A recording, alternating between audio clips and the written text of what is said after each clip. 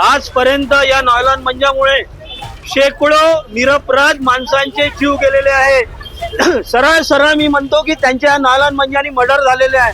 जे पशु पक्षी बोलू शकत नाही, आपल्याला कुठलाही त्यांच्यापासून त्रास नाही, अशा निष्पाप पशु पक्ष्यांना त्याच्यामुळे भयंकर इजा होऊन राहिलेली आहे। मला आश्चर्य वाटते या दुकानदारांचं, मला आश्चर्य वाटते त्या नागरिकांचं की जे आजही नॉयलॉन मंजा लोकांना वापरण्यासाठी प्रोत्साहित करत आहे। राष्ट्रवादी काँग्रेस पार्टीकडनं 8 वर्षांपासून नॉयलॉन मंजाच्या विरोधामध्ये मोर्चा काढला जात आहे आणि राष्ट्रवादी काँग्रेस या वर्षी प्रशांतजी पवार यांच्या नेतृत्वामध्ये या मोर्चामध्ये शेकडो संख्येने नागरिक सहभागी झालेले आहे, पार्टीचे लोक सहभागी झालेले आहे। आम्हाला विश्वास आहे की या माध्यमातून हळूहळू जनजागृती होऊन सगळे लोक सुधारतील, त्यांना अक्कल येतील आणि हा नॉयलॉन मंजा बंद करतील आणि अशा निष्पाप लोकांचे पशु पक्ष्यांचे जीव जाणार नाही।